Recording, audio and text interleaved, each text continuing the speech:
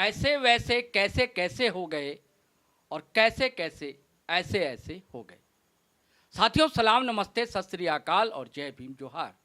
साथियों ये बातें मैंने क्यों कही, आप यह उजड़ी दीवारें देखिए, किताबों का ज़ख़ीरा देखिए, ख़जाना देखिए और टपकती छत से बचने के ये उपाय देखिए। ये कमरा जो है साथियों, आयरन लेडी कही जाती है झारखंड की, लौ महिला जिन्हें लोग कहते हैं, सम्मानित करते हैं, उनका कमरा है। कितने आंदोलन हुए झारखंड में और कई लोग कहां से कहां उसकी सीढ़ियां चढ़कर सोपाने नाप कर पहुंच गए और आज कहां आलीशान मकानों में रहते हैं, लक-दक गाड़ियों में घूमते हैं।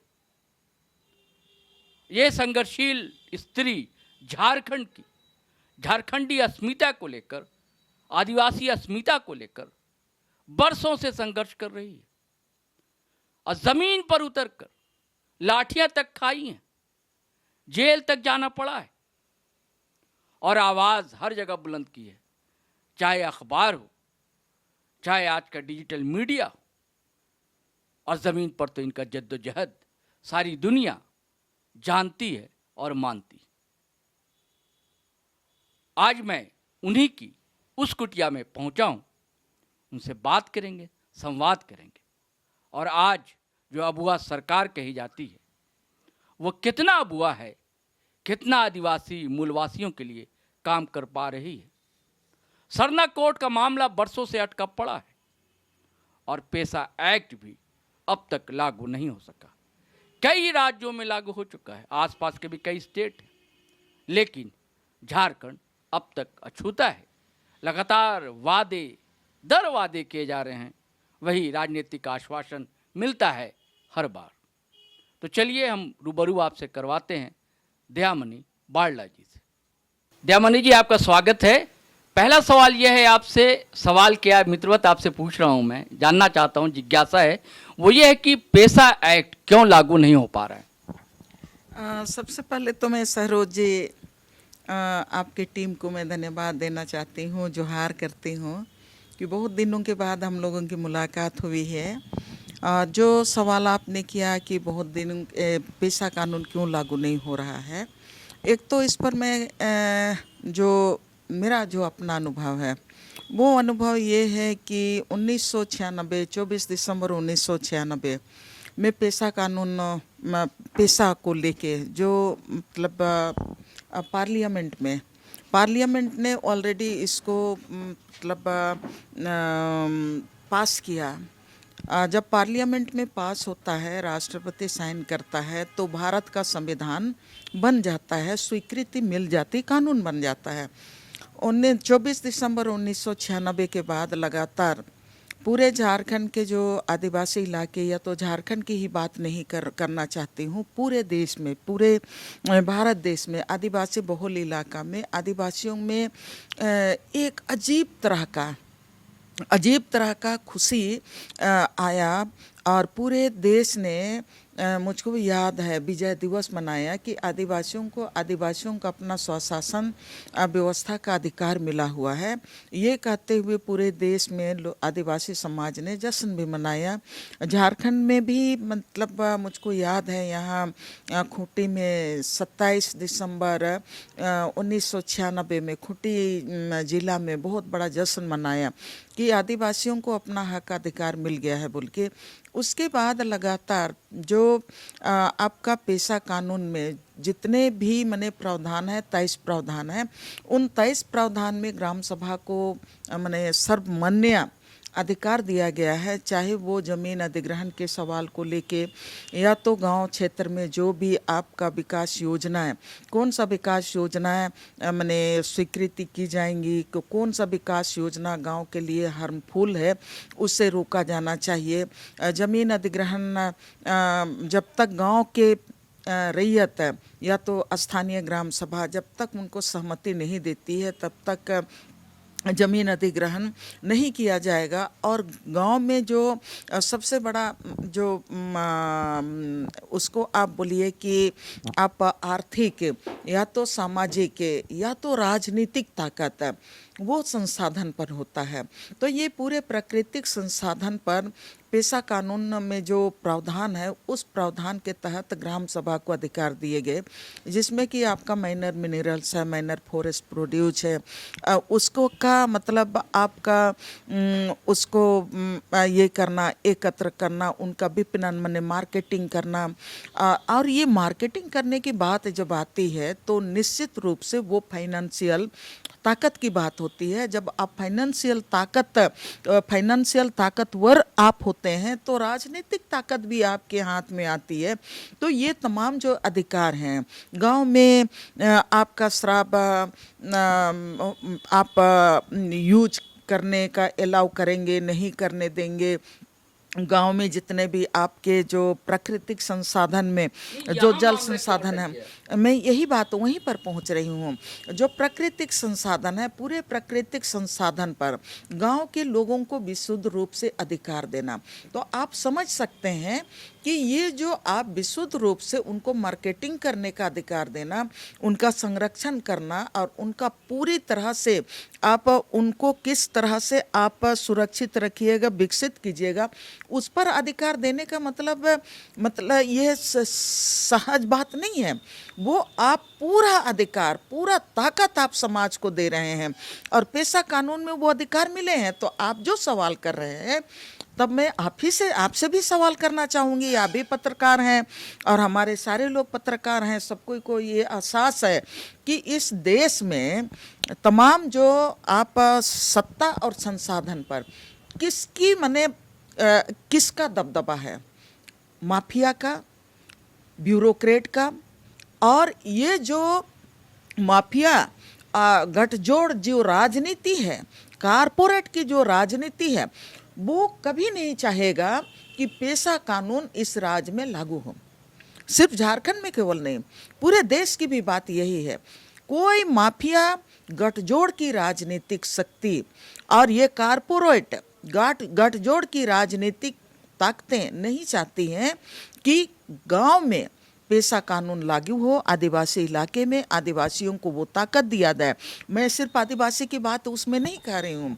जब पेशा कानून की बात होती है तो पूरे क्षेत्र में आदिवासी और मूलवासी और किसान समुदाय, सारे समुदाय की बात होती है। सारे समुदाय को अधिकार मिलने की बात होती है और उस पर पूरे समुदाय का सामुदायिक नहीं, हम लोग कहते हैं दयामणि जी, हम लोग कहते हैं कि अबुआ सरकार है, ये हेमंत जी की सरकार है, आदिवासियों की सरकार है, मूलवासियों की सरकार है, तो क्या यहाँ भी क्या माफिया ब्यूरोक्रेट का गठजोड़ है?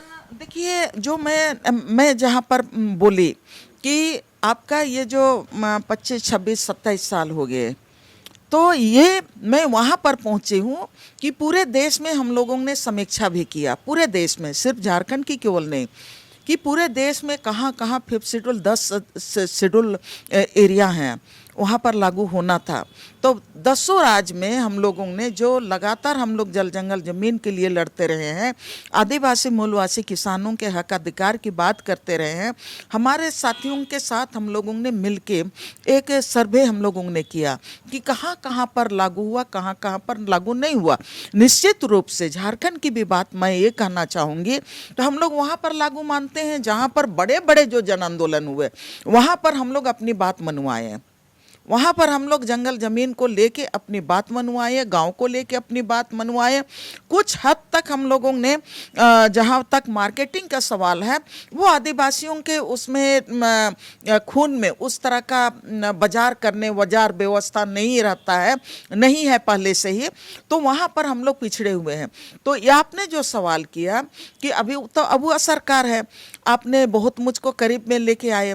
अबुआ सरकार के लिए मैं ये कहना चाहूँगी, पेशा को लेके लिए कहना चाहूँगी कि ये पहली बार मैंने देखा। अभी तो मैंने गठबंधन की सरकार है, इंडिया गठबंधन की सरकार है। इंडिया गठबंधन की सरकार में झारखंड में कांग्रेस है, राजद है, लेफ्ट के साथी भी उसमें शामिल है, जेएमएम भी उसमें है। तो ये पहली बार मैंने देखा पेशा कानून को लेके सरकार के तरफ से कोई कार्यशाला हुआ है, कोई अधिकार पर मैंने जो चर्चा हुआ है, मैंने ये पहली बार इंडिया गठबंधन की जो सरकार है उनके तरफ से, जैसे कि आपका कांग्रेस के जो प्रभारी हैं के राजू, उनके पहल पर जो हुआ था आपका यहाँ पर रेडिसन ब्लू में, ये पहला पहल था। तब भी मैंने ये बात कहा था कि हमने अपना जीवन में पहला पहल देखा सरकार के तरफ से। उसके पहले तो कई सरकारें आई और गई, सब कोई आए और गए, आज ये है कल वो है, लेकिन तब तक कोई भी ऐसा पेशा पर बात नहीं हुआ। और मैं धन्यवाद देना चाहती हूँ, 2023 में मुझको याद है 2023 में लगातार उस समय भी हेमंत सरकार की थी और गठबंधन की सरकार ही थी। 22 और 23 में यहाँ पर पेशा नियमावली बनाने के लिए एक प्रयास किया गया था और लगातार टीआरआई में उसमें सुधीर पाल जी हुए, या तो तमाम सामाजिक संगठन के साथी हैं उसमें, रतन तिर्की, प्रभाकर तिर्की जैसे सारे लोग उसमें हम लोग जाते थे, हम लोगों को बुलाया जाता था। और यहाँ तक कि ग्राम सभा के जो हेड हैं, गांव वाले लोग हैं, वो लोग भी आते थे और तमाम जन आंदोलन के साथी भी आते थे। और आपका मुझको याद है 6 महीना तक लगातार वो पेशा नियमावली में क्या क्या उसमें शामिल होना चाहिए, इस पर मैंने चर्चा होते रहा। हम लोग अपना सुझाव देते रहे। जो पेशा का जो ओरिजिनल जो ड्राफ्ट है उसके आधार पर 2300 प्रावधान को हम लोग उसमें डालते रहे। फिर पंचायत विभाग में जाता था, पंचायत विभाग फिर से उसको डिलीट करके फिर से बोलता था कि नहीं ये नहीं चलेगा। फिर हम लोग बैठते थे, फिर ऐसा करके मुझको अच्छी तरह याद है 5-6 बार मैंने 2022-23 में बैठे। और उसके बाद जो आपका आज की तारीख में जो आपका नियमावली बन रही है, तो मुझको लगता है कि ये आपका चौथा पांचवा ये होगा नियमावली का ड्राफ्ट होगा। इसमें अभी जो ड्राफ्ट बना है उसमें बहुत सारी चीज़ें हैं। तो उसमें मान की मुंडा की बात है, उसमें पढ़ा राजा की बात है, जिसमें परंपरागत व्यवस्था के जो हेड हैं उनको जिम्मेवारी देने की बात है। वो हम लोगों ने ये करके संशोधन करके हम लोग जब मिल के बनाए थे सबको, उस समय उसको शामिल किया गया है। तो मैं धन्यवाद देना चाहती हूँ को सरकार को कि उन्होंने प्रयास किया है। प्रयास करने के बाद अभी मिलके ही जो आपका रेडिसन ब्लू में हुआ, उसके बाद लगातार कांग्रेस के तरफ से भी या तो अब सरकार के तरफ से आमंत्रित करते जा रहा है कि मैंने इसमें क्या क्या संशोधन और होना चाहिए, आपके तरफ से सुझाव दीजिए। आम जनता के पास ये सुझाव भेजे गए हैं और आम जनता ने भी सुझाव वहाँ पर मैंने सरकार को देने का काम किया है। तो कहीं ना कहीं ये पॉजिटिव जो आप जो सवाल कर रहे हैं, और ये सवाल करना लाजमी है, ये सवाल हम लोग पहले से कर रहे थे, लेकिन पहले की सरकार हिलने का काम नहीं किया। लेकिन ये सरकार मुझको लगता है कि अब वो आशा है, अब लगता है कि बहुत सारे लोग उसमें अपनी सहमति मैंने सुझाव दिए हैं। मैंने भी अपना सुझाव दिया है, कई बिंदुओं पर पढ़ के हम लोगों ने सुझाव दिए। अब उम्मीद है कि ये अब वो सरकार में लागू हो जाएगा, ये उम्मीद है। और ये मुझको बहुत अच्छा लगा कि आपसे बात करते करते कि मैं भी थोड़ा सा हैरान रही कि जो ड्राफ्टिंग में पेशा नियमावली के जो ड्राफ्टिंग में लगे हुए हैं, उन लोग जब हम लोग बार बार बोलते थे, मैं भी बोलते थी कि ये सामुदायिक संपत्ति पर अधिकार माने गांव वालों का है, उसी के आधार पर हमारा जो माने गांव का जो सामुदायिक संपत्ति है, नदी है, नाला है और ये क्या बोलते हैं जंगल है, झाड़ है, जो समाज का सामुदायिक संपत्ति है, उसका मैनेजमेंट, उसका प्रबंधन गांव में जो आपका खतियान पार्ट 2 है और जो विलेज नोट है उसके आधार पर होना चाहिए। तो जो अधिकारी लोगों को डिप्यूट किया है वो लोग गांव भी गए, ग्राम सभा में वो लोग बैठा भी और उन लोगों को से वो लोग मैंने बोला भी कि आपको तो ये अधिकार मिल रहा है, आप कैसे इसको संचालित करोगे, कैसे नियंत्रित करोगे। मुझको अच्छा लगा कि हाँ अब थोड़ा सा, हाँ मैं ये नहीं कह रही हूँ कि पेशा कानून का आपका हूबहू 2300 आएगा, लेकिन आपके पास बहुत सारे पेशा कानून के तहत बहुत सारे जो अधिकार हैं वो आपको मिलने जा रहे हैं, जो नियमावली में हमने पढ़ा है। उम्मीदों से लबरेज है दयामनी जी कि आज नहीं तो कल, बल्कि कल नहीं, वो कल जल्द आने आएगा जब पेशा एक्ट झारखंड में लागू हो जाएगा। अब सवाल है कि सरना कोड कब मिलेगा झारखंडियों को, खास करके यहाँ के आदिवासियों को। ये सवाल भी प्रमुखता से राजनीतिक गलियारों में भी और आम लोगों के बीच में भी, अखड़ा में भी, चौबारे में भी और पंचायत में भी उठ रहे हैं। सरोज भाई, जहाँ तक सरना कोड का मामला है, पहले जिस तरह से हम लोग देखते थे कि सरना कोड की मांग को लेके सारे लोग रोड में उतरते थे, चाहे राजनीतिक रूप में या तो सामाजिक रूप में, सारे लोग सरना कोड की मांग को लेके रोड में उतरते थे।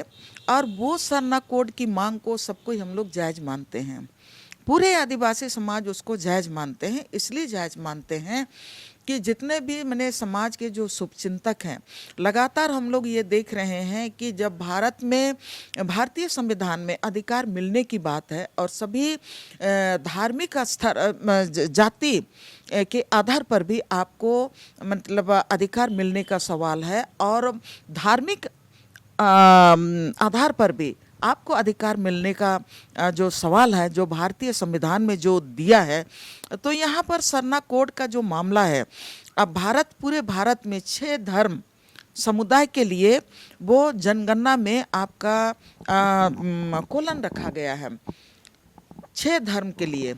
तो 6 धर्म के लिए वो आपका कोलन रखा गया है, हिंदू, मुस्लिम, सिख, ईसाई, जैन, बौद्ध, इनके लिए 6 कोलन के लिए रखा गया है। तब जब आदिवासी समाज की बात करते हैं, गौरवशाली आदिवासी इतिहास की बात करते हैं और आदिवासी समाज के संघर्ष की बात करते हैं, जब आदिवासियों ने अंग्रेजों के खिलाफ लड़ाई लड़ा और अंग्रेजों को घुटना टेकने के लिए मजबूर किया, उस समुदाय के अस्तित्व और पहचान की बात जब होती है, तब सबके लिए ये बड़ा सवाल होता है कि आज जब आदिवासी समाज में हम जनगणना में अपनी उपस्थिति दर्ज करना चाहते हैं, तो जनगणना कोलन में वो तो 6 कोलन है, 6 कोलन सभी धर्मों के लिए है, एक्स्ट्रा कोलन वहाँ पर है नहीं। तो यहाँ पर सारे लोग मांगते रहे कि एक अलग कोलन होना चाहिए जहाँ पर आदिवासी समुदाय अपने को इनरोल्ड करेगा, अपना मने उपस्थिति दर्ज करेगा। तो उसको लेके लगातार मांग होते रही। और मैं धन्यवाद देना चाहती हूँ, अभी अबुआ सरकार कहला रही है, लेकिन पिछले बार तो गठबंधन की सरकार ही थी, लेकिन यही हेमंत सोरेन की ही सरकार थी। पिछले बार हेमंत सोरेन की सरकार ने जिस तरह से कैबिनेट से पास करके उन्होंने पार्लियामेंट में उसको पास करने के लिए भेजा केंद्र सरकार के पास। अब कैबिनेट से तो भेज दिया कि उसमें जो आदिवासी ओब्लिक सरना कोड के नाम पर उसको भेज दिया कोलन के लिए। और केंद्र सरकार से वो उन्होंने आग्रह किया है कि आप देश में जो 13 करोड़ आदिवासी समुदाय है उनकी पहचान को अक्षुण्ण रखने के लिए, उनका जो अस्तित्व है उनको बरकरार रखने के लिए आप सरना कोलन जितना जल्दी हो जनगणना के पहले आप कोलन जोड़ दीजिए उसमें। केंद्र सरकार नहीं चाहती है। तो केंद्र सरकार, देखिए केंद्र सरकार की राजनीति, मैं वहाँ से जो आपसे बात करना शुरू की कि सभी राजनीतिक पार्टी एक साथ आते थे, सभी एक साथ आते थे। अब ये कोलन यहाँ से मैंने हेमंत सरकार पिछले बार, अभी तो शायद 2 साल हो गया होगा, हाँ मुझे याद है 2 साल हो गया, 2 साल से आपका केंद्र पर पड़ा हुआ है। जबकि बहुमत में भारतीय जनता पार्टी उस समय भी थी, भारतीय जनता पार्टी उस समय भी बहुमत थी, पार्लियामेंट उनका था, राज्यसभा उनका था। और तब ऐसे में जब कैबिनेट यहाँ का, हेमंत सरकार का कैबिनेट यहाँ से भेज दिया, तो आपको वहाँ पर पास करने में क्या था? आपके बहुत सारे आदिवासी, पूरे देश के आदिवासी आपके साथ हैं वहाँ पार्लियामेंट में, तो आप उनके साथ बात करने के बाद आप उसको मतलब तुरंत ओके कर देना चाहिए था। लेकिन सिर्फ और सिर्फ भारतीय जनता पार्टी सरना कोड दिलाने के नाम पर आदिवासियों के बीच में राजनीति करती है, आदिवासियों को धर्म के नाम पर बांटने का काम करती है। मैं ये बात इसलिए कह रही हूँ कि पहले लोग नहीं बोलते थे, पहले जब ये हेमंत सरकार ने कैबिनेट में पास करके दिल्ली नहीं भेजा, केंद्र नहीं भेजा था, तब तक लोग नहीं बोलते थे कि नहीं ये लोग तो ईसाई लोग मांग कर रहे हैं सरना कोड, ये तो ईसाई है और ये तो सरना है, इसकी लड़ाई नहीं थी। लेकिन जैसे यहाँ से मैंने कैबिनेट में पास करके भेजा गया, अब भारतीय जनता पार्टी और आरएसएस से यहाँ के आदिवासियों को लेके अब वो लोग धर्म की राजनीति कर रहे हैं। आप बोल रहे हैं ना कि ईसाई के लोग मतलब सरना धर्म कोड मांग रहे हैं और वो लोग ईसाई और सरना में लोगों को बांटने का काम कर रहे हैं। आप मैं कुछ दिन पहले मैं अपना फाइल देख रही, 2-3 दिन पहले, तब मुझको एक फ्रंट पेज का न्यूज मिला और रघुवर दास का, और उसमें उन्होंने कहा है कि 2021 तक सरना कोड लागू होगा। वो तो सीएम था भाई, सीएम था, तो वो 2021 में उन्होंने जो घोषणा किया था कि 2021 तक सरना कोड लागू होगा, तो मैंने उसको चुटकी मारते फिर से उसको मैं अपने फेसबुक में डाल भी दी। तो मैं ये बात इसलिए कह रही हूँ कि अब संघ की आइडियोलॉजी दयामणि जी, वो तो ये कहती है कि सरना कोड की जरूरत क्या है, आदिवासी तो हिंदू ही है। देखिए संघ की आइडियोलॉजी नहीं चलेगी देश में। आप कन्याकुमारी से कश्मीर तक आप बहुत तमाम चीज़ों को 2014 के बाद, 2014 में मोदी जी आने के बाद इतना जदोजहद में लगा हुआ है, अल्पसंख्यकों को ख़त्म करके, आदिवासियों को ख़त्म करके, आपका अल्पसंख्यक में मुस्लिम भी है, क्रिश्चियन समुदाय भी है, तमाम जो अल्पसंख्यक है, मजदूर हैं, सबको ख़त्म करके वो चाहता है कि हम जितना जल्दी हो आप आरएसएस का आइडियोलॉजी के तहत में इस देश को हिंदू राष्ट्र काम करें।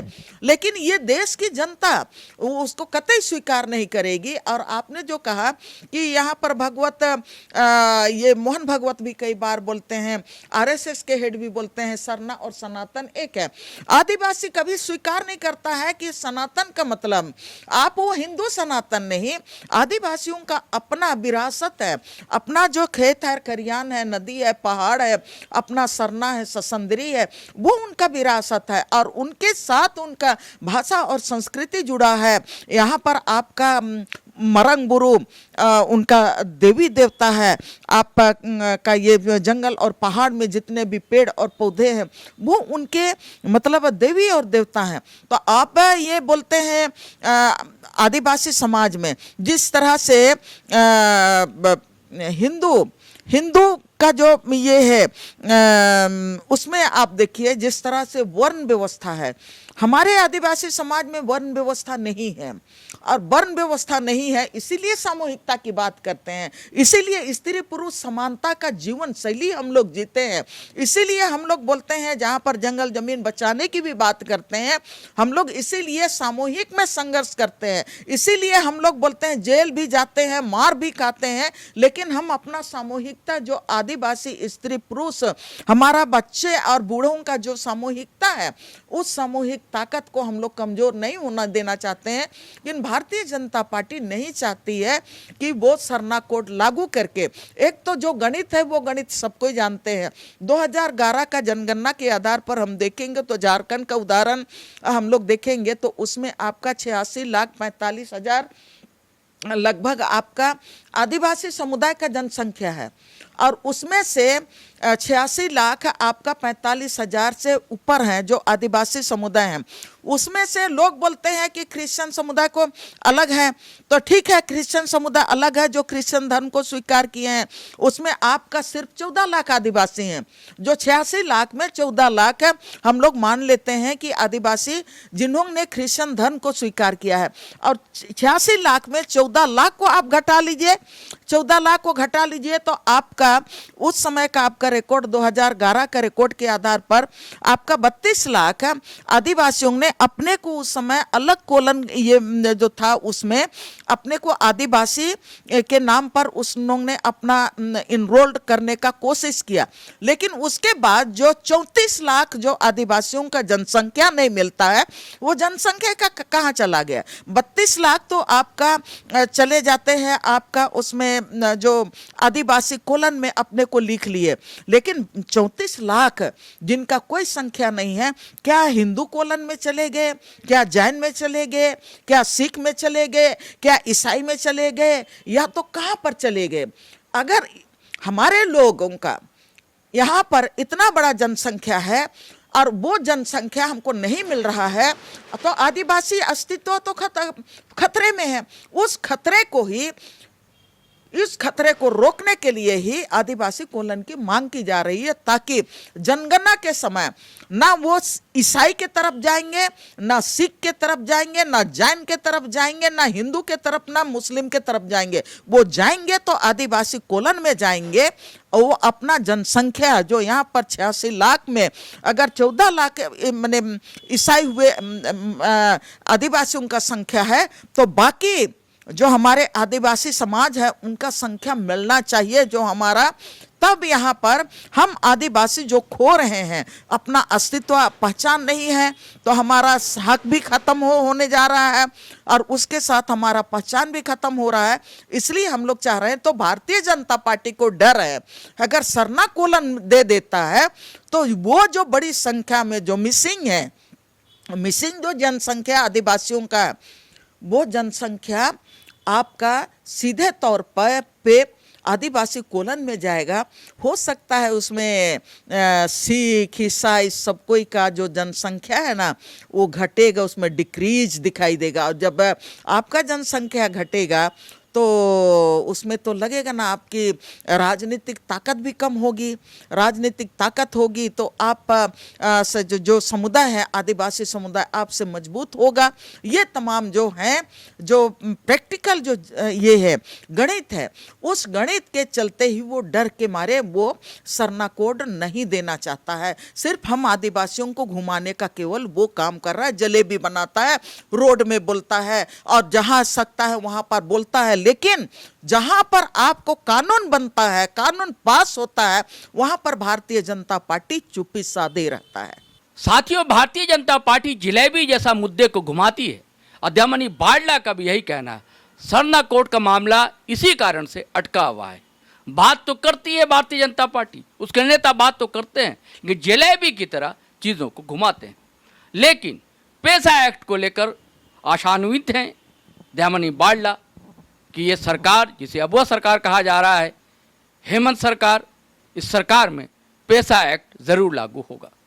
चलिए साथियों, अब आज्ञा लेते हैं, इजाज़त लेते हैं, लेकिन जाने से पहले फिर वही गुजारिश करना चाहूँगा कि अगर आपने हमारा चैनल सब्सक्राइब नहीं किया तो ज़रूर कर लें और वीडियो दोस्तों धड़ाधड़ फटाफट खटाखट शेयर करें, लाइक करें, कमेंट करें। आज्ञा दें, इजाज़त दें। जय झारखंड, जोहार झारखंड, जय हिंद, जय भारत।